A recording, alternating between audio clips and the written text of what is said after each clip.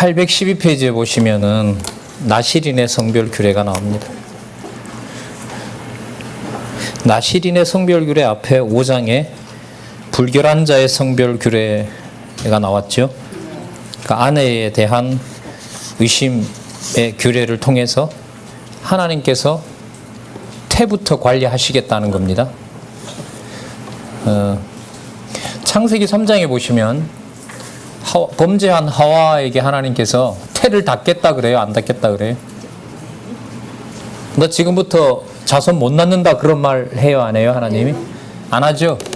뭐라고 그 저주를 하시죠? 수고하여야 자식을 낳는다 이렇게 되는 겁니다. 그 다음에 결과적으로는 가인과 아벨을 낳지만은 하나님께서 마음대로 장자인 가인이 택한 백성이 안 되게 하죠. 그러니까 부모 마음대로 안 되는 거죠. 어느 의미가 그래? 형제를 낳았는데 한 형제가 한 형제를 돌로 때려 죽이라고, 그것도 하나님이 해주신 자손 언약을 염두에 두면서 상상이나 했겠어요? 예, 그게 하나님의 주권성입니다. 그 연장선에서 제가 봤을 때는 출애굽한 그 언약 자손을 낳는 태를 하나님께서 관리하고 하나님께서 자손을 태 속에서부터 관리하시겠다라고 하는 것에 대한 내용이기 때문에 이 부분은 성별 규례에 해당하는 언약 자손의 보호와 직결되는 것이고, 그것이 실현을 통해서 광야 40년 동안에 보세요. 첫 세대에 잉태된 자들은 하나님이 어떻게 합니까? 다 죽이잖아요. 그 다음에 난 태 관리를 하나님이 하셔서 20세 이하 되는 자들은 또 가나안으로 들어가게 하시지 않습니까? 그 맥락에서 5장을 이해하셔야 된다고 보고요. 그 태에서부터 관리하는 하나님의 성별 규례가 제가 볼 때는 6장에 가면 바로 나시린입니다. 연결되시죠? 예? 예. 의심의 소재를 통하여 여자들의 뱃속에서부터 잉태된 씨앗을 쓴물을 가지고 낙태시키는 거예요. 한마디로 하나님께서.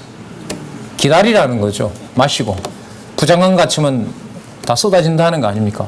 참 무섭잖아요. 어떻게 보면 잔인하고. 참. 그 다음에 뭐가 나오냐면 나시린이 나오는 거죠. 그럼 그거는 무서운 방법으로 하나님께서 성별을 시키면서 자손을 이어가겠다는 거고, 그 중에 어떻게 보면 가장 최고로 관리된 자라고 예를 든다면 바로 그가 누구라고 보면 돼요? 그걸 나시린이라고 보면 되는 거죠. 이렇게 대비를 하세요. 예를 들면 태 속에서 부정하게 잉태된 자를 피로 그냥 다 쏟아내버리는 일과 가장 귀하게 선택한 나시린을 태 속에서부터 관리하는 것과, 그 예를 딱 하나 든다면 사무엘을 하나님께서 잉태되지 못하던 사무엘을 한나로 하여금 잉태되게 하셨잖아요. 맞죠? 그걸 하나님이 관리하시는 거잖아요. 그죠? 예. 아이 못 들어서던 한나가 애 들어서는 것은 하나님이 하고, 낙태를 시키는 것은 하나님께서 하지 않는다. 맞아요? 틀려요? 그러나 두 번째 정서는 우리가 감당하기가 힘든 거죠. 일반적인 정서에서. 그래서 로마 가톨릭은 어린아이들은 무조건 다 천국으로 보냅니다. 걔들이 뭔 죄가 있다고. 그래서 예수님 당시에 죽었던 애들도 교황이 전부 다 천국으로 보내줬습니다. 네. 실제로 교리입니다. 그 사람들 교리고요. 아이들은 안 갑니다. 천국 안 갑니다. 인류가 좋아하죠. 그 말은. 기독교와 대비가 되겠습니까? 이런 것과. 그러니까 인간 중심적으로 타협하느냐 아니냐는 문제는 신학적인 문제와 참으로 직결되는 부분들이 참 많습니다. 자, 나시린의 성별 규례로 가보겠습니다. 대비를, 그러니까 5장에 나타난 그 무서운 그 넓적자리로 저주가 일어나는 일과 하나님께서 나시린의 보호가 전부 다 성별 규례를 여호와께서 해가신다. 그래서 자손 언약을 여호와께서 성취하고 보호하신다. 그걸 꼭 기억하시면 좋겠습니다. 자, 6장 1절에서부터 8절을 먼저 보시면 나시린의 서원을 한 자가 금해야 될 것들을 명해 주십니다. 어떻게 보면 특별히 구별하여 드리는 그 날 동안에 뭘 어떻게 해야 되는지를 알려줍니다. 자, 2절에 보면 서원, 맹세에서 나시린 서원을 했습니다. 그러면 3절에 보시면 포도주나 초를 마시지 말라 합니다. 이게 뭐냐면 발효한 거는 일체 금하는 겁니다. 자, 그 다음에 4절에 보면 자기 몸을 구별하는 모든 날 동안에는 포도나무 솟아는 씨나 껍질이라도 먹지 말라 그러고요. 5절에 삭도 되지 말라 그러고요.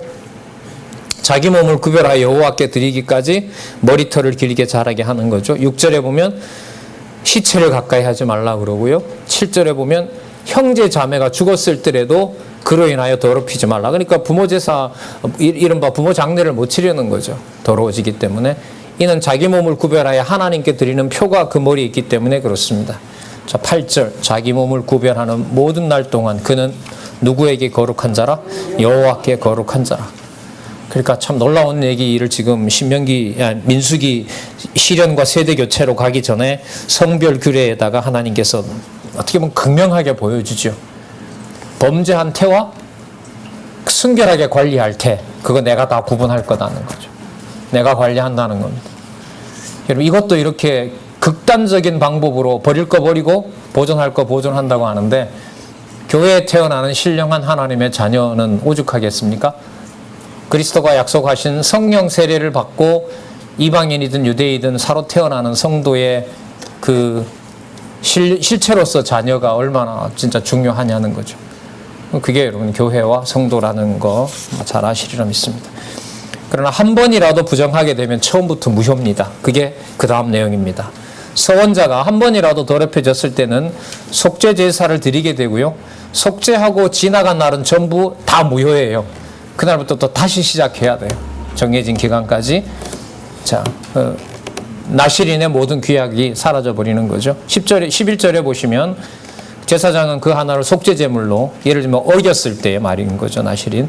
하나는 번제물로 드리라고 그러고요. 12절에 보시면 자기 몸을 구별하여 여호와께 드린 날을 새로 정하고 1년 된 수양을 가져다가 속건제로 드리고, 자, 속죄제물 드려야죠.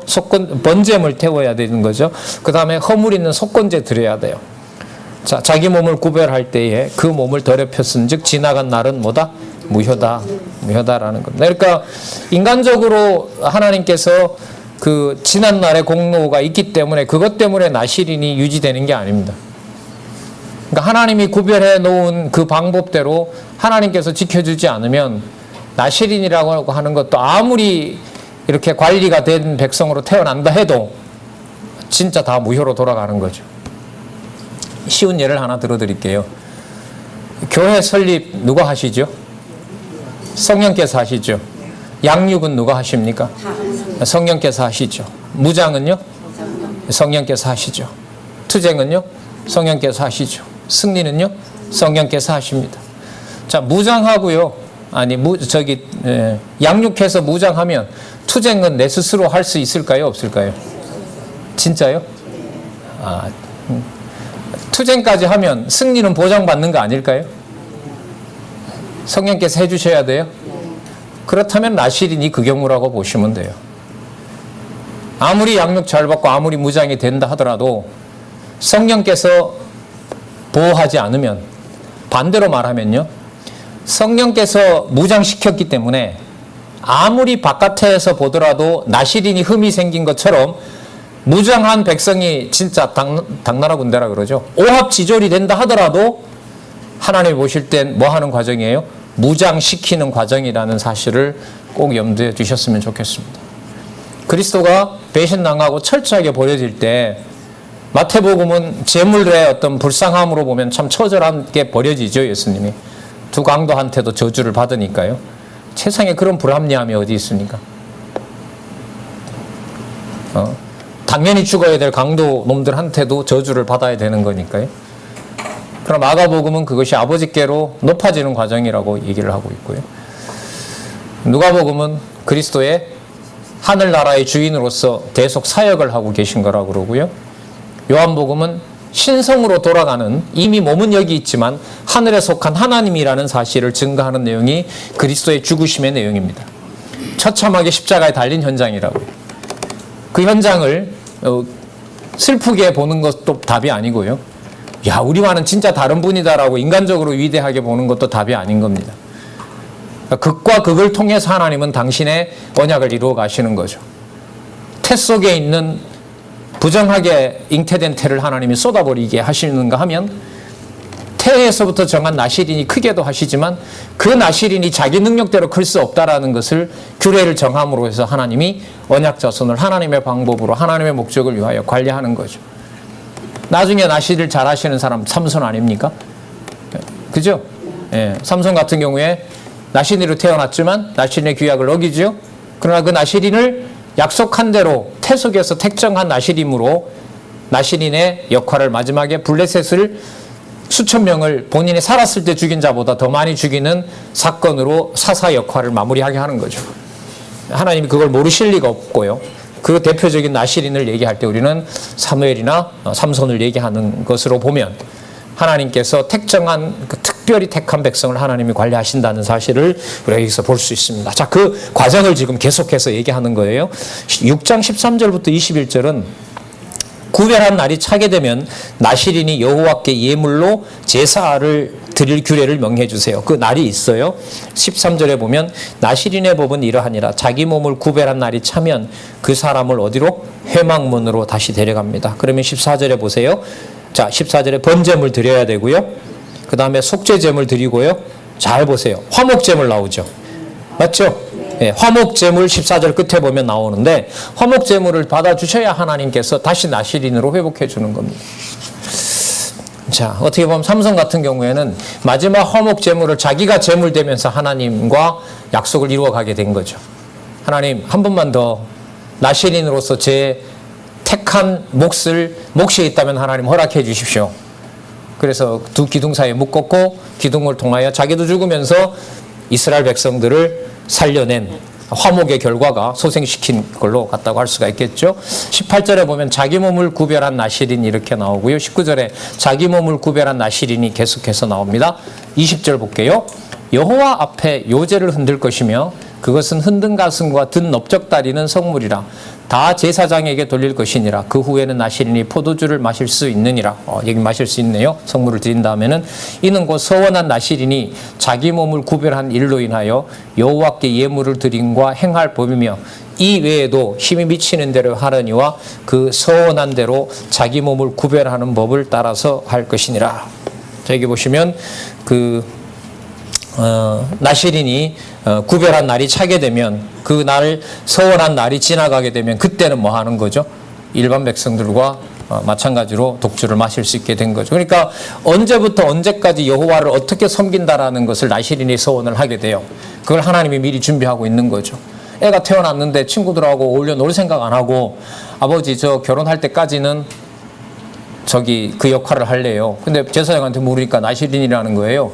그러면 가서 머리 자르지 말고 독주 삼가하고 뭐 하고 그 다음에 나중에 그 기한이 차서 요 앞에 드리면 자기의 어떤 지금처럼 일반 백성들이 먹는 포도주로부터 자유로워지게 되는 거죠. 그러니까 나실인은 당연히 그리스도가 와서 아버지의 그 아들로서 엄격하게 지켜야 될 마태, 마가, 누가, 요한 다 포함되겠지만요. 특히 마태복음에 있는 대로 나사렛이라는 동네가 뭐죠? 구별된 나자르, 여기 나실인, 여기에 대한 성취라고 성경은 그렇게 설명하고 있지 않습니까? 자,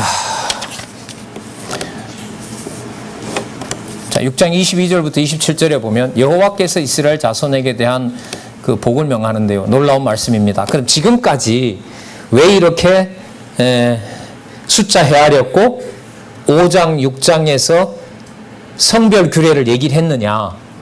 주의해서 보시기 바랍니다. 22절 여호와께서 모세에게 일러 가라사대 아론과 그 아들들에게 고하여 이르기를 너는 이스라엘 자손을 위하여 이렇게 뭐 하라 그러죠?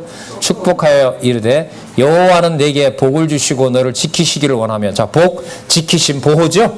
자, 복, 그 다음에 너를 지키신다, 보호. 25절 여호와는 그 얼굴로 내게 비추사 자, 은혜 베푸시기를 원하며 여호와는 그 얼굴로 내게로 향하여 평강 주시기를 원하노라. 자, 그러면 복 주시고 지키시고 은혜 주시고 평강 주시고 자, 모든 걸 누가 하신다?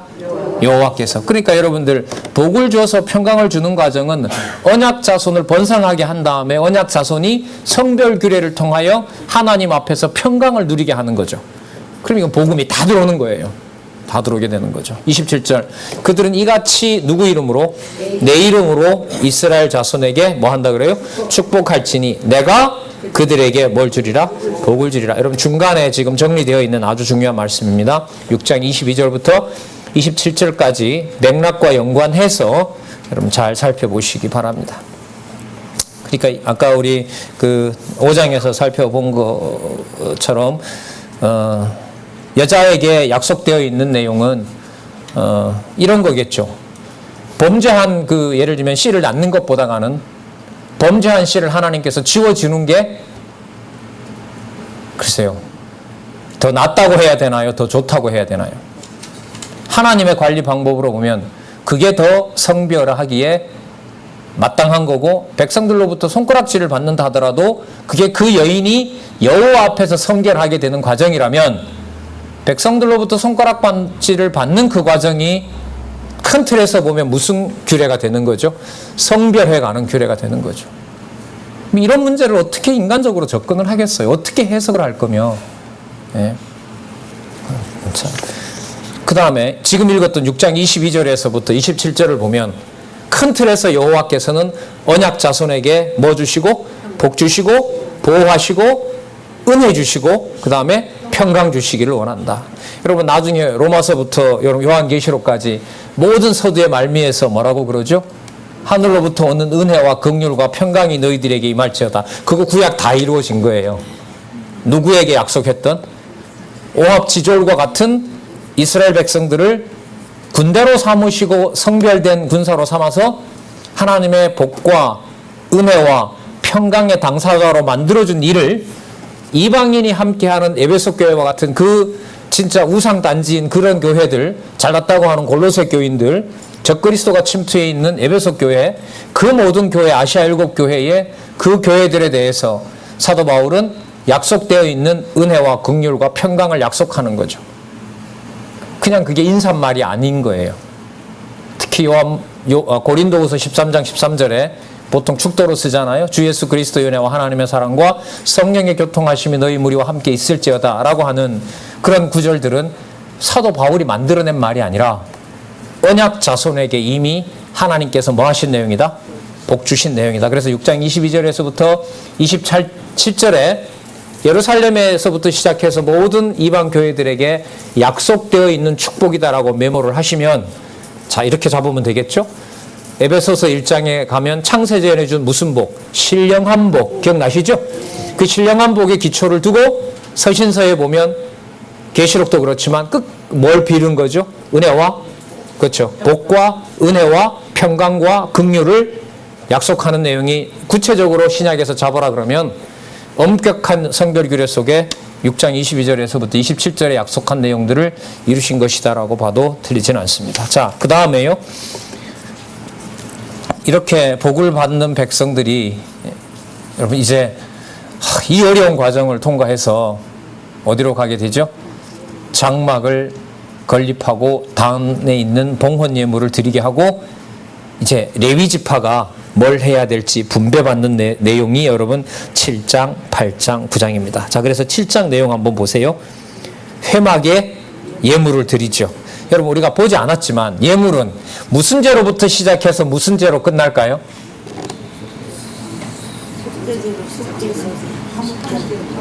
번제로 시작해서 화목제로 끝납니다. 아셨어요? 예. 그 사이에 속죄제물도 있고 속건제도 있고 거제도 있고 여제도 있고 어쨌든 번제로 시작해서 화목제물로 끝나는 내용이 7장의 요약입니다. 조금 더 풀어쓰게 되면 자 7장 1절에서부터 11절 명대로 하나님의 명대로요. 내게 한 족장들의 예물 그러니까 단에다가 드릴 예물이에요. 단에다 드려야 거기서 제사가 일어나니까 자 그 다음에 레위 자손에게 분배를 합니다. 레위 자손이 아까 몇 지파였죠? 셋이었죠. 그죠? 게르손, 고핫, 무라리였잖아요. 근데 여기 보면 먼저 게르손과 무라리에게만 주고요. 고핫에게는 아직 안 줘요. 근데 고핫은 나중에 줘요. 왜냐하면 고핫은 무슨 역할이냐면 지성소에 있는 것들을 관리해야 되는 거기 때문에 여기 있는 것들을 이 사람들에겐 주지는 않아요. 그래서 나중에 가면 다 다시 또 분배해요. 이 모든 과정을 하나님께서 모세에게 시켜준 대로 모세가 집행하도록 하는 거죠. 자, 그럼 한번 볼게요. 자, 7장 2절에 이스라엘 족장들 곧 그들의 족장의 두령이요 그 지파의 족장으로서 그 계수함을 입은 자들의 감독된 자들이 뭘 드렸다 그래요? 예물을 드렸죠. 3절에 그들이 여호와께 드린 예물은 덮개 있는 수레 6과. 여러분 수레가 필요한 줄 아시겠죠? 싣고 가야 되니까 성막. 자, 그러니까 필요한 걸 하나님이 이렇게 다 드리게 합니다. 소 12이니 족장 둘의 수레가 하나씩이요 하나의 소가 6씩이라. 그것들을 어디에? 장막 앞에 드린지라. 앞으로 이동할 때 쓰라고. 또 배치돼서 진군해야 될 때. 4절. 여호와께서 모세에게 일러 가라사대 그것을 그들에게서 받아 레위인에게 주어 각기 직임대로 회막 봉사에 쓰게 할지니라. 이렇게 나옵니다. 자, 7절에 보면 게르손 자손들에게는 수레들과 소 넷. 자, 무라리 자손들에게는 직임대로 수레 4과 소 8. 여기는 더 많이 줘요. 9절에 볼게요. 고앗 자손에게는 주지 아니하였으니 그들의 성소의 직임은 여기에 답이 나오네요. 그 어깨로 매는 일이니까 수레가 필요 없는 거죠. 왜 안 줍니까? 하고 따주면 뭐 합니까? 죽습니다. 잘못하다가.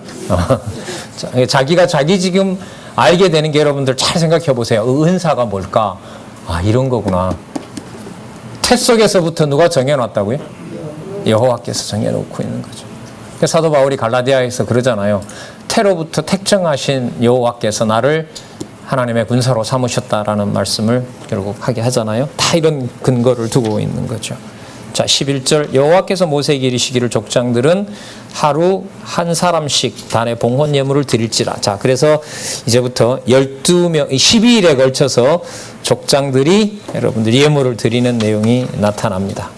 자, 제1일에는 누가 나타나죠? 그러니까 이거 순서가 어떻게 되냐면요. 한번 그 도표 한번 보시겠어요? 아까 어디에 나왔어요? 789페이지였나요? 네, 789페이지에도 있고요. 843에도 있어요. 843은 여러분 진군이고요. 예물 드리는 방식은 7, 8, 9에 보시면 7, 8, 9에 보면 여러분 동서남북 보이시죠? 그죠? 예, 빨리 정리하도록 할게요. 동남서북 이렇게 드려요. 아셨어요? 예, 동쪽이 드리고요. 남쪽이 드리고요. 서쪽이 드리고 북쪽이 드려요. 성막을 기준으로 해서 왼쪽부터 드려요. 그렇게 중요한 건 아닌데 그런 규칙이 있더라고요. 그러니까 동쪽에서 봤을 때는 성막 기준으로 보면 유다의 오른쪽이 누구죠? 성막에 서서 봐야 돼요. 성막에 서서 보면 오른쪽은 스불론이고요. 왼쪽이 이사갈인 거죠. 맞죠? 북쪽 같은 경우에 보면 누가 오른쪽이고 누가 왼쪽이에요? 납달리가 왼쪽이고 아셀이 오른쪽이에요. 아셨어요? 서쪽에는 에브라임이 중간에 있고 왼쪽이 베냐민이고 오른쪽이 므낫세예요. 그러니까 전부 무슨 순서로 지금 가고 있어요?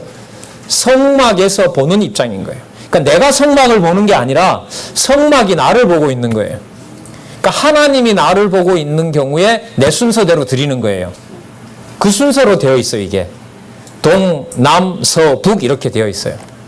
그럼 남쪽 같으면 여러분들 어느 쪽이 오른쪽이겠어요? 그렇죠. 갓이 오른쪽이에요. 셋이 왼쪽이에요. 그런 순서로 되어 있어요. 자, 그래서 제일 먼저 여러분 동쪽의 중앙에 있는 유다 지파 나손이 드립니다. 자, 제물 한번 확인하도록 할게요. 거의 똑같아요. 전부 다. 자, 15절에 보면 무슨 제물? 7장 15절. 무슨 제물? 번제물. 16절에 속죄제물. 17번에 화목제물. 이렇게 중요한 제사 시작해서 마무리까지 딱 드리도록 합니다. 왜 드릴 수가 있죠? 앞부분에 누구를 성별했기 때문에 불결한 자 5장에서 규례를 주셨고 나실인 규례까지도 주셨기 때문에 그들을 통하여 뭐 할 수 있는 거예요? 그렇죠. 제사를 드릴 수가 있는 겁니다. 자, 제2일요. 7장 18절부터 23절은 동중에서 좌편에 있는 이사갈 지파예요. 똑같습니다. 24절에서부터 25절은 동쪽에 있는 우측에 있는 스불론이 드리고 있고요. 자, 그 다음에 남으로 갑니다. 30절에서부터 35절에 제4일에는 남쪽에 있는 중앙에 루브엔이 있어요. 그 다음에 제5일에는 남쪽에 있는 좌편에 시므온이 있고요. 42절에서 47절은 남쪽에 있는 우측에 갓지파가 있고요. 48절에서부터 54절을 보면 서쪽에 있는, 자, 서쪽으로 갑니다. 에브라임 지파의 엘리사마가 예물을 드립니다. 7장 54절부터 59절까지 제8일에 서쪽의 좌편에 있는 므낫세가 드리고요. 제9일에는 서쪽의 우편에 있는 베냐민이 드립니다. 자, 이제 어디로 가야죠? 이렇게 시계 방향으로 돌아가네요. 자, 제10일에 보면 북의 중앙에 단이 있죠. 단지파가 드리고요. 72절부터 77절은 제11일이죠. 북쪽의 좌측에 있는 아셀 지파가 드리고요. 7장 78절에서도 84절에 보면 마지막에 납달리가 아히리가 아니라 아히랍니다. 거기 오자죠. 제11일에 납달리 지파의 아히리가 아니고 아히라가 예물을 드림. 자, 총 집계가 나오는데요. 7장 84절에서부터 88절. 자, 쭉 나오고요. 자, 받아서 어떻게 됐냐면 어디서부터 볼까요? 뭐 음반 뭐 이런 게 나오는데 그릇 뭐 그다음에 87절부터 보겠습니다. 또 번제물로 수송아지가 12이고 수양이 12이고 1년 된 어린 수양이 12이요. 그 소제물이며 속죄제물로 수염소가 12이고 자, 무슨 제물? 화목제물로 수소가 24요. 수양이 60이요. 수염소가 60이요. 5마리씩 드렸는가 봐요. 그죠? 그럼 60이 되나요? 자, 1년 된 어린 수양이 60이라 이는 단에 기름 바른 후에 드린 바 단의 봉헌 예물이라. 자, 89절 정리가 어떻게 되는지 잘 봐야겠죠? 모세가 회막에 들어가서 여호와께 말씀하려 할 때에 증거계 위, 속죄소 위에 두 그룹 사이에서 자기에게 말씀하시는 목소리를 들었으니 여호와께서 그에게 말씀하셨더라. 잘했다. 내가 받았다. 이렇게 하신 건지 여호와께서 나타나셔서 응답을 해 주신 겁니다. 자, 그래서 그러면 레위인들이 가서 그냥 자기 마음대로 막 하면 될까요? 안 될까요? 예? 안 돼요. 큰일 납니다. 자, 이건 또 성막이고 여러분 어떻게 보면 저기 레위기서에서 알려준 방법이 있죠. 그 방법은 하나님께서 저기 가나안 땅에 들어가서요. 성막을 지으면서까지 생각해서 하나님이 얘기해 주신 거예요. 그 내용은. 근데 지금 아직 안 들어갔죠. 자, 가서 이제 장막을 세워놓을 때도 있고 뭐예요? 이동할 때도 있죠. 그죠? 자, 이동할 때와 이렇게 머물고 있을 때 그때 필요한 규례들을 8장에 가서 주시는 거예요. 그래서 제목이 어떻게 나와 있어요? 레위인들의 봉사 규례.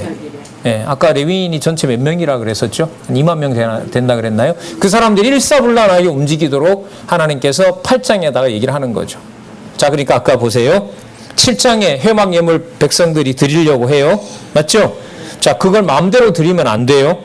어떻게 해야 됩니까? 레위인들이 봉사를 잘 해줘야 돼요. 그래서 제가 그래서라고 했는데 9장에 가면 무슨 규례가 나와요? 그래서 유월절 규례를 지키라고 해요. 이해가 되세요? 안 되시는 눈치는데 왜 9절에 유월절 규례가 나오는지 이해가 안 되시죠? 그죠? 예. 레위인들의 봉사 규례 다음에 유월절 규례로 뭐가 끝이 나요? 광야 생활의 준비가 끝이 나는 거예요. 이제 아시겠죠? 아, 그러면 좀 빨리 끝내도 되겠다. 아신다고 하니까. 광야 생활의 준비가 뭘로 끝난다? 유월절 규례로 끝난다. 자, 아시는 분이 아까 5분 있었거든요. 마치시고 난 다음에 가서 물어보시는 걸로 하고 일찍 마칠까요? 확인을 서로 하자고요. 예, 그렇게 합시다. 그러면 자, 8장 여호와께서 명하신과 같이 이게 중요해요. 여호와께서 명하신과 같이 아론이 등불을 켭니다. 등불을 켜는데요. 지성소 앞을 비치게 해요. 지성소 앞에 하나님의 영광을 위하여 지성소 쪽을 비치도록 등잔을 조작을 합니다. 자, 8장 1절 여러분 본문에 성경 강론에 그런 부분들을 제가 지금 드리는 말씀들 다 설명을 해놨어요. 왜 그렇게 했는지 나중에 확인해 주시고요. 여호와께서 또 모세에게 일러 가라사대 아론에게 고하여 이르라 등을 켤 때에 7 등잔을 어디로?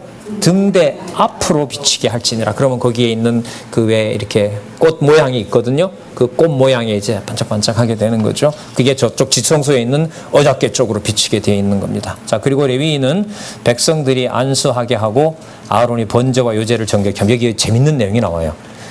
백성들이요, 레위인에게 안수를 해줘요. 여러분, 이런 얘기 처음 들으시죠?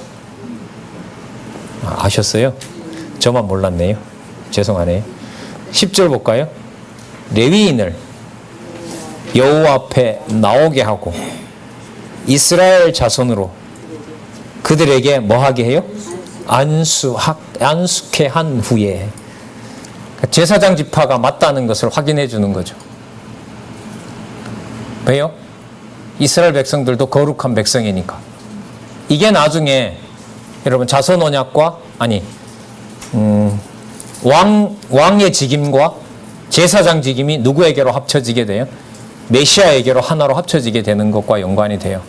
그래서 아까도 말씀드렸지만 베드로 후서에 보면 왕 같은 제사장이라. 그래서 성도에게 이루어진 삼직은 그리스도가 머리 되셔서 성령께서 우리를 인도해 가시고, 그 다음에 진짜 어마어마한 약속이죠. 계시록 17장 14절에 가면 만왕의 왕 만주의 주과 그리고 성도들이 그와 더불어 뭐 한다? 왕노릇하리로다 하는 내용들이 어떻게 보면 구약 곳곳에는 사실상 예언이 되고 있어요.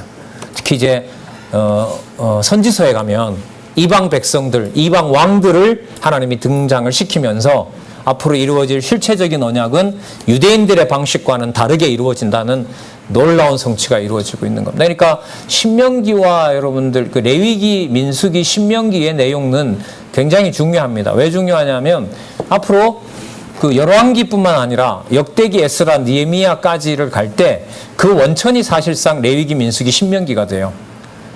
강론집을 모셔도 전부 근거를 거기에 잡고 있거든요. 왜요? 거기에 나오니까 분명하게.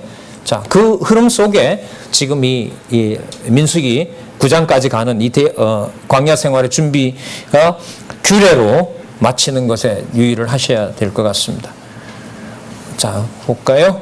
아까 안수케 한다는 내용 나왔죠? 몇 절이었습니까? 8장 10절에 나왔어요. 유의하세요. 아론이 이스라엘 자손을 위하여 레위인을 요제로 여호와 앞에 드릴지니 이는 그들로 뭐하게? 여호와를 봉사케 하기 위함이라.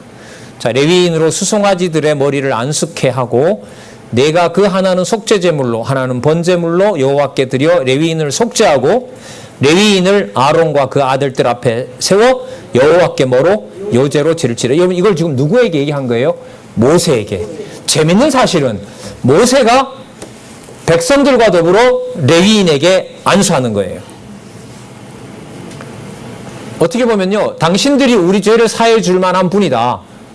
그걸 우리가 허락한다는 말도 될 것 같고, 당신들이 안 해주면 우리 죽는다라는 그런 말도 될 것 같고, 하지만 이 모든 것의 주어는 누구에게 명하신 대로 뭐 하시는? 광야 생활을 겪게 하는 여호와. 더 넓게 보면 언약하신 대로 언약 자손을 번창하게 하고 보호하게 하시는 여호와의 명을 따라서, 이 말인 거죠.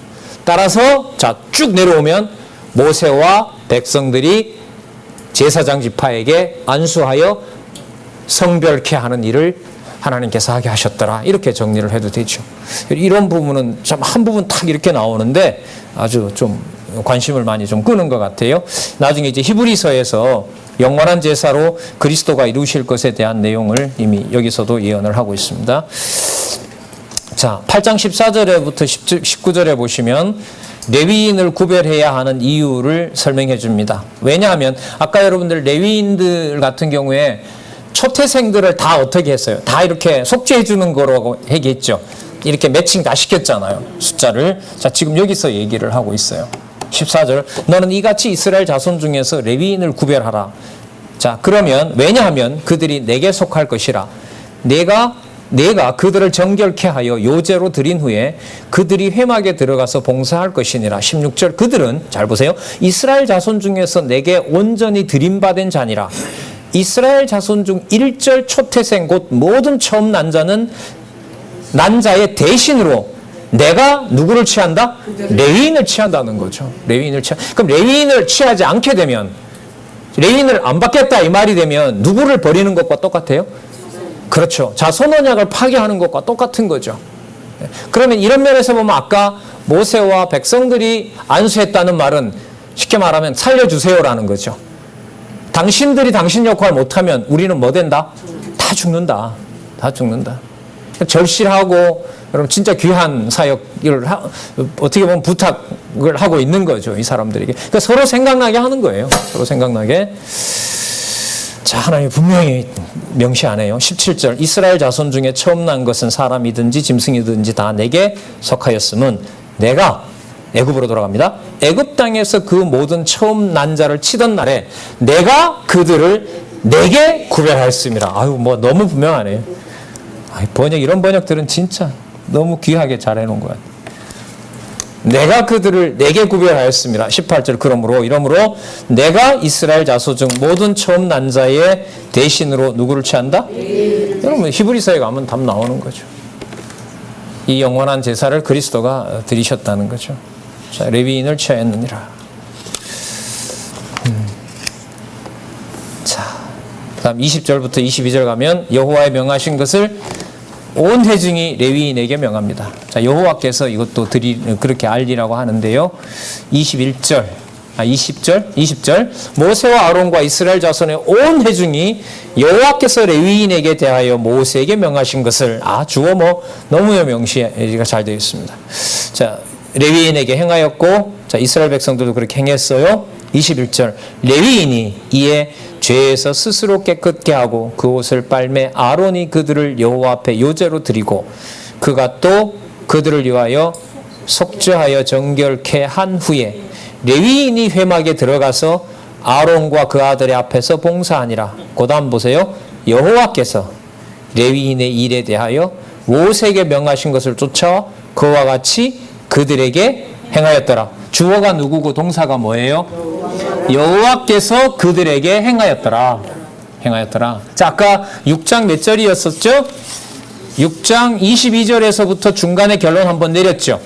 복 준다, 자손 번창한다, 은혜 준다, 평강 준다.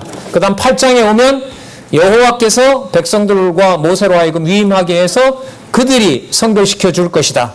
맞죠?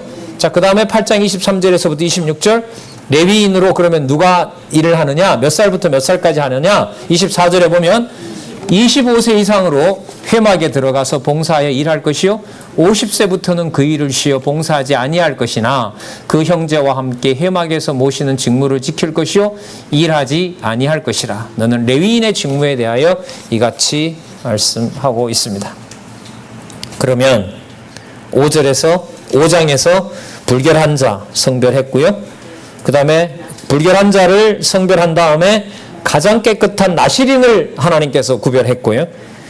그 다음에 모든 지파로 하여금 회막에서 예물을 드리도록 했는데 레위 지파로 하여금 성별된 규례를 레위가 어떻게 지켜야 되는지를 알려줬습니다. 그러므로 9장에 가면 유월절 규례를 지키도록 하십니다. 그래서 광야 생활의 준비가 마치게 됩니다. 많이 반복됐던 구절 여호와께서 명하신 대로 하였죠. 왜 여호와께서 명하신 대로 하셨습니까? 하도록 하셨습니까? 자손 언약을 여호와께서 이루어 가시려고. 어디에 근거해서?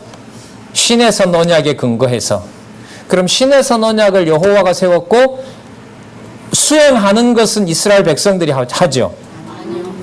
아니라는 걸 지금 1장에서부터 9장까지 확인했습니다. 내가 세워놓은 대로 내가 뭐 한다? 내가 거룩하게 하고 내가 복 줄 것이고 내가 태에서부터 구별할 것이다. 그래서 자손 언약을 끝까지 이루시는 분은 누구이시다?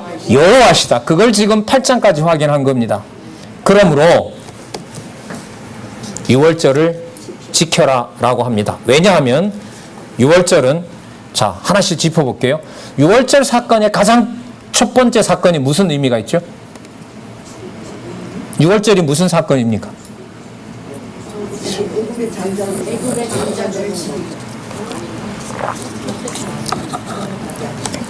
유월절 사건이 애굽에서 탈출한 거 아니에요. 출애굽 사건인 거죠. 출애굽 사건은 자손 언약을 확정짓는 것과 관계 있습니까? 없습니까? 바로 연결이 되죠. 왜? 그날을 기준으로 어디 백성과 어디 백성이 구분되는 거예요. 그게 출애굽 사건이에요. 그럼 그것만 보더라도 출애굽을 해서 홍해를 건너와서 광야에 뒀지만, 험난한 광야지만 분명히 누구의 백성이라는 걸 확인해 준 거죠. 여호와의 백성임을 확인해 줬잖아요. 그래서 오늘 보면 그것도 오합지졸인 것처럼 보이지만 대열을 정비해서, 자, 몸도 더럽지만 아직 전부 뭐 했어요? 깨끗하게 해준 거죠. 누가 다 일러준 대로 성결하게 해줬어요? 여호와께서 일러준 대로 다 성결하게 해줬어요. 그러니까 여러분, 여호와께서 명하신 대로가 자꾸 반복되는 이유는 뭐냐면 여호와가 바쁘신 거예요. 하고 그 다음에 너희들이 해라가 아니라 일러주고 또 나타나고 일러주고 또 나타나고 일러주고 또 나타나고 모든 걸 여호와께서 하신다는 거기 때문에 그런 구절이 뭐 80번이 나온다, 81번이 나온다라는 게 괜히 확인해 보라는 건 아니에요. 그런 확인을 여러분들한테 말씀드릴 때는 큰 그림을 그리는데 결정적이기 때문에 안내를 해드리는 거죠. 그게 세밀한 부분까지 다 확인이 되는지를 또한 말씀을 드리는 거고요. 자, 그러면 첫 번째, 언약 자손을 완벽하게 이루었다는 증거가 광야에 있지만 정처 잘 사는 저 애굽으로 돌아갈 것이 아니라 너희들은 누구 백성이다? 내 백성이다. 그러면 자손 언약 성취 섭리와 연관이 돼요, 안 돼요? 직결되죠. 직결됩니다. 자, 그 다음에 두 번째, 지금은 가나안 땅에 있지만 이렇게 성별을 시킨 이유가 어디로 지금 데리고 가고 있는 거죠? 그렇죠. 약속의 땅인 가나안으로 가는 거죠. 이걸 왜 얘기를 하느냐? 이제 이렇게 해서 여러분들 30장까지 갈 거거든요. 31장부터 뭐가 시작이 돼요? 요단 동편 땅 정복 사건이 일어나는 거죠. 그때 가서 이걸 까먹지 마시라고. 9장에 나타난 무슨 사건? 6월절 규례 지키는 사건을 그때 잊어버리지 말았으면 좋겠어요. 자, 그 다음에 여러분들 가나안 땅으로 들어가게 되는데 40년 지나면서 무슨 일이 벌어져요? 잘 보세요. 아까 성별 규례라 그랬죠. 성별 규례란 말은 뭐예요? 더러운 것을 깨끗한 걸로 바꾸는 거잖아요. 언약 자손 언약과 관계에서 보면 무슨 엄청난 일이 벌어져요. 누구를 다 죽이고 누구를 새로 태어나게 해요. 첫 세대들을 다 죽이고 가나안에 들어갈 백성들을 새로 태어나게 하잖아요. 여러분, 이보다 더 큰 성별이 어디 있어요? 이렇게 한번 물어볼까요? 여러분, 애굽 자손 첫 태생을 다 죽이고 출애굽시킨 사건이 더 위대합니까? 아니면 좀 더 심각한 사건입니까? 아니면 언약 자손 60만을 다 죽이고 언약 자손을 다시 살려낸 일이 더 위대하다 그래야 되나요? 더 심각한 사건입니까? 애굽은 죽어야 될 놈 죽으니까 마땅한 거고, 두 번째 사건 같아요, 저는. 왜냐하면 언약 자손들을 다 뭐 하는 일이 벌어졌으니까. 다 죽이는 일이 벌어졌고 그걸 눈앞에 봤단 말이죠. 그러니까 이 세대들을, 어린 애들은 뭘 답한 거냐 하면 출애굽할 때 애굽 전체가 곡소리가 나는 것도 봤고요. 홍해를 건너면서 홍해에 몰살되는 애굽 전체 제국의 몰락을 봤고요. 광야 40년 지나는 동안 누가 죽는 걸 다 봤어요? 부모, 조부모 죽는 것을 다 본 거예요. 신명기를 받는 그 후세대들은. 그러니까 3차 시련을 통과한 세대들은, 발람과 발락의 저주를 통과한 세대들은 그걸 보는 거죠. 그러면 이제 가나안 들어가서 하나님 잘 섬길 거 아니에요. 맞죠? 안 돼요. 전 이런 게 힘들더라고요. 이거는 확인은 하면 정보로는 끼어지지만 그런 섭리를 진짜 너 믿을 수 있느냐라는 질문을 스스로 이렇게 해보게 되면 이거 믿어지는 거는 내 상식으로는 안 된다. 내 정서로 믿는 것이 아니다. 믿는 것이 아니다. 그래서 가르쳐서 이렇게 전달해드리는 그 선까지는 어쨌든 치밀하게 가지만은 그 치밀하게 가는 것이 동시에 내가 그런 언약하신 여호와를 내 스스로 그런 정보가 있기 때문에 내가 믿어진다라는 사고는 제가 할 수는 없는 거죠. 안 되는데 어떻게 돼요? 그게 되면 다 믿어져야 되는데 그게 안 된다라는 사실이죠. 예. 사실 그렇기 때문에 이스라엘 백성들을 하나님께서 다 여호와께서 하신다. 이제 9절의 끝에 우리 읽었던 거 아까 요절 있죠. 여호와의 직임을 지켰더라. 그게 9장쯤에 나올만 하죠. 아닌가 보다. 이게 그래요. 이래 나와야 되는데 오늘 열심히 달려온 게 좀 약간 실망스럽네요. 그러니까 출애굽을 완전히 했기 때문에 여호와께서 언약하신 대로 여호와께서 방법을 줬고 여호와께서 성별을 시켰고 여호와의 직임을 지켰더라. 그게 9장 마지막에 나온다고요. 그러므로 광야 생활의 준비를 여호와께서 완벽하게 시킨 것이 맞다는 생각이 들고요. 그래서 9장 마지막 절에 민수기 요절이 있다는 것입니다. 이젠 이해가 되시죠? 예, 감사합니다. 예, 절 편하게 해주려고 여러분들이 또 이해되신다고 말씀하시니까 아니 마치고 난 다음에 또 확인하실 거니까요. 그래서 좀 우리가 좀 깊게 들어가면요. 왜 9장 마지막 절 부분에 민수기의 요절이 나올까? 그 답을 설명드린 거예요. 예, 답을. 그러면 10장부터 우리 왜 30장까지 이제 25장까지 3차 시련이 진행되잖아요. 3차 시련이 진행될 때에 1장에서부터 9장까지 준비시킨 내용이 뭔지를 잘 보셔야 돼요. 준비시킨 내용이 무슨 성격을 갖냐 하면 언약의 성격을 갖습니다. 그 언약의 성격을 가지고 40년 동안 1차, 2차, 3차 시련을 여호와께서 성취하시는 거예요. 그렇게 이렇게 되는 거죠. 3대 언약을 주시고 파기한 것 같은데 3장에 가면 보호해 주시잖아요. 맞죠? 여호와께서 40만, 60만 다 죽이지만 가면 또 뭐 해주세요? 60만 다 보호해 주시는 거죠. 그 과정에 일어나는 여호와의 방법을 우리 상식으로 모른다는 겁니다. 모른다는 거죠. 하지만 모른다고 해서 모르는 게 아니라 여호와의 능력과 방법으로 알려주시고 계시하신다. 이게 이제 다가오는 3차 시련의 성취의 성격입니다. 1장과 9장 내용이 약간 언약의 성격이라면 자 그런 면에서 연결을 우리가 9장 끝부분은 그렇다면 무슨 내용일까요? 다음에 시작될 10장에서부터 25장까지에 해당되는 시련의 뭐에다? 서론이다. 그게 연결고리가 되는 거죠. 그래 9장의 끝부분으로 빨리 가보도록 그렇게 할게요. 자, 그러니까 이렇게 정리할게요. 6월절은 자손 언약과 연관해서 애굽에서 완전히 벗어났다. 두 번째, 언약 자손이 분명하다. 맞죠? 여호와께 성결시켜 줬으므로. 세 번째, 가나안에 분명히 간다. 하지만 뭐 어떻게 해서 간다? 다 죽이고 세대 교체시켜서 데려간다. 그러면 전부 다 무슨 언약과 바로 직결돼요? 자손 언약 성취 섭리와 바로 직결돼요. 근데 중국에는 처음 뵀는데요. 반복을 싫어해요. 제가 첫 시간 지났는데 반복하지 말고 계속 나가라는 거예요. 그래서 제가 약간 기분이 나빴죠. 나중에 물어보고 질문만 대답만 못해라 하고 막 단단히 벼르고 있었죠. 어쨌든 뭐 처음에 소개하는 거니까요. 반복을 싫어하더라고요. 그래서 두 가지 마음이 드는 거죠.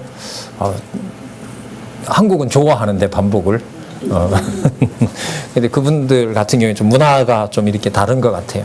들으면서 무슨 방법이 최선인지도 찾아가도록 하시겠죠. 그 문제는 아니니까. 자, 근데 여기에 유월절을 못 지키는 자들이 있어요. 예? 6절에서부터 8절에 보면 그 자기네들이 지키고 싶다고 항의를 하니까 방도를 알려줘요. 열흘 지나고 난 다음에 해라. 1월 14일부터 정월 이제 6월절이 시작이 되거든요. 7일 동안 지키잖아요. 7일 동안 지키고 8일에 제사 드리고 딱 끝내는데 그거 지나고 2월 며칠이라 그러죠. 2월 14일에 지키리라 그래요. 11절 보세요. 2월 14일 해질 때에 그것을 지켜서 어린 양의 무교봉과 그때 먹는 거 있죠?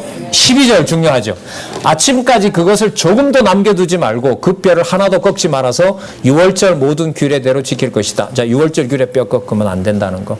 그리스도의 뼈 손상당하지 않은 것과 잘 아시는 거죠. 그러나 사람이 정결하고 여행 중에 있지 아니하면서 6월절을 지키지 아니하는 자는 그 백성 중에 끊쳐지라. 그 축제에 안 나오면 끊어진다는 거죠. 이런 사람은 그 정기에 정한 시기에 여호와께 예물을 드리지 아니하였은즉 그 죄를 당할지며. 자, 14절 잘 보세요. 자, 만일 타국인이 너희 중에 우거하여 여호와 앞에 유월절을 지키고자 하면, 자, 타국인이 지키고자 할 때는 자, 그 상황이 된 거예요. 유월절 규례대도 그 규제를 따라서 행할지니 우거한 자에게나 본토인에게나 그 율례는 뭐하다? 종이다. 전쟁에서 종 잡아왔잖아요. 그럼 그들을 여호와 이름을 같이 부르도록 일반 백성들이 지키는 규례를 똑같이 지키게 해줘요. 그럼 11조도 내도 될 거고요. 다른 여러 가지 예물을 드려도 될 거고. 이 진짜 뭐 특혜 중에 특혜인 거죠. 자, 이게 나중에 선지서에 가면 이제 바뀝니다. 자, 광야 생활 준비의 결론. 자, 15절부터 남은 시간까지 23절까지 좀 꼼꼼하게 볼게요. 자, 먼저 체크하고 볼게요. 9장 15절부터 23절까지의 주어는 여호와의 명을 쫓아입니다. 자, 체크 한번 해볼게요. 18절에 보시면 여호와의 명을 쫓아, 또 두 번 나오죠? 여호와의 명을 쫓아. 19절에 보면 여호와의 명을 지켜 나오죠. 찾으셨어요? 20절에 보면 여호와의 명을 쫓아 유진하고 여호와의 명을 쫓아 진행하였다 나오죠. 23절에 볼까요? 여호와의 명을 쫓아 진을 치며 여호와의 명을 쫓아 진행하고 여호와의 명을 따라 여호와의 직임을 지켰더라. 그러니까 여호와의 명을 따라 여호와의 직임을 지키도록 하는 사건이 광야 생활의 준비라면 앞으로 10장에서부터 24장까지 시련과 세대 교체에서는 누구의 직임을 지키는 일이 벌어질까요? 자기 직임이 아닌 여호와가 살아계셔서 여호와의 직임을 지켜나가는 일이 벌어져요.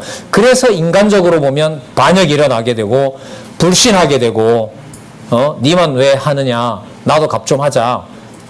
이걸 똑같이 3차 시련은 태어난 백성도 그래요. 이게 전부 뭐에 기초를 둔다? 여호와의 직임을 지키도록 여호와가 하신다는 걸 알려주려는 겁니다. 자, 15절. 성막을 세운 날에 구름이 성막 곧 증거막을 덮었고 저녁이 되면 성막 위에 불 모양 같은 것이 나타나서 아침까지 이르렀으되, 이것도 여호와가 하시는 거잖아요. 자, 16절. 항상 그리하여 낮에는 구름이 그것을 덮었고 밤에는 불 모양이 있었는데 구름이 성막에 떠오르는 때는 이스라엘 자손이 곧 진행하였고 구름이 머무는 곳에 이스라엘 자손이 진을 쳤으니, 자, 이스라엘 자손이 여호와의 명을 쫓아 진행하였고 여호와의 명을 쫓아 진을 쳤으며 구름이 성막 위에 머무는 동안에는 그들이 유진하였고 진을 쳤고, 자, 19절. 구름이 장막 위에 머무는 날이 오랠 때에는 이스라엘 자손이 여호와의 명을 지켜 진행치 아니하며 여호와의 명을 지켜 진행치 아니하며 혹시 구름이 장막 위에 머무는 날에는 적을 때에는 그들이 다만 여호와의 명을 쫓아, 날이 적을 때에는 그들이 다만 여호와의 명을 쫓아 진을 치고 여호와의 명을 쫓아 진행하였으며 혹시 구름이 저녁부터 아침까지 있다가 아침에 그 구름이 떠오를 때는 그들이 진행하였고 구름이 밤낮 있다가 떠오르면 또 진행하였으며 곧 진행하였으며 이틀이든지 한 달이든지 1년이든지 구름이 성막 위에 머물러 있는 동안에는 이스라엘 자손이 유진하고 진행치 아니하다가 떠오르면 진행하였으니 곧 그들이, 멋지죠? 여호와의 명을 쫓아 진을 치며 여호와의 명을 쫓아 진행하고 또 모세로 전하신 여호와의 명을 따라 누구의 직임? 자기 직임이 아닌 여호와의 직임을 지켰더라. 자, 너무너무 멋지게 결론이 되고 있습니다. 그러면 여호와의 명을 쫓아 여호와께서 어떻게 직임을 지키게 하는지 이제 10장부터 나오는 겁니다. 자, 그러면 여러분들 이제 오늘 출발하기 좋은 날인데 날도 선선하고, 그러나 아무리 출발하기 좋은 날이라도 출발하자고 하면 돼요, 안 돼요? 안 되는 거죠. 우리가 생각하면 이 시기가 가장 이런 하기에 적합한 일이다라고 생각을 하고 시작했어요. 근데 그 일이 안 됐어요. 그럼 우리가 생각하기에 처음에 그 좋다라는 말은 극히 누구 생각이었던 거죠? 우리 생각이었다는 거죠. 그러니까 우리가 신중할 수밖에 없고요. 그 성경 말씀을 모르게 되면, 그런 일이 하나님 앞에 선인지 악인지도 모르게 되면 이제 하나님을 저버리게 되는 거죠. 또 그런 하나님 깨닫지 못하게 하려면 전하는 자도 없게 하고 깨닫는 자도 없게 하고, 자, 도는 거고요. 그러니까 아까 여기 보시면 1년 동안 머물러 있으면 갈 수 있어요, 없어요? 없어요. 그래서 38년, 40년 지나가는 거죠. 그러니까 그 날짜와 그 때와 방법을 다 누가 조절하신다? 여호와께서. 그러면 자손 언약 성취하시고 자손 언약을 보호하셔서 이루어 나가는 건 누가 하시죠? 여기 명시되어 있잖아요. 19장 18절부터 23절까지. 예. 구체적으로요. 18절부터 23절까지 머릿속에 오래오래 넣어두시면 어디에서라도 말씀을 상고할 수 있는 너무너무 진짜 단 말씀 같아요. 자, 다음에 1차 시련은 충분히 할 것 같아요. 5장이니까요. 예. 다음 주가 휴가죠. 잘 됐네요. 그럼 여러분 예수부리 많이 합시다. 다음 시간에 10장에서부터 19장까지. 저도 이런 말 하면은요, 저도 준비해야 되기 때문에 스스로 이렇게 억제하는 거예요. 자, 어쨌든 좀 잘 아시는 내용이기 때문에 연결에 초점을 맞춰서 좀 안내를 하도록 그렇게 할게요. 자, 기도하겠습니다. 하나님 감사합니다. 오늘도 너무나 좋은 여건 주셔서 편안한 가운데 하나님 이렇게 주의 말씀 구절구절마다 하나님 살아계신 증거로 하나님 언약하신 것을 하나님이 이루시는 놀라운 섭리로 여호와 하나님을 찬양할 수 있는 시간 주셔서 감사합니다. 하나님 간절히 원합니다.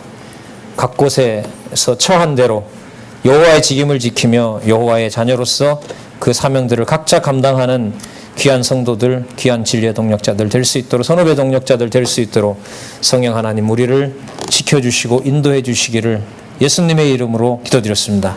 아멘. 네, 감사합니다.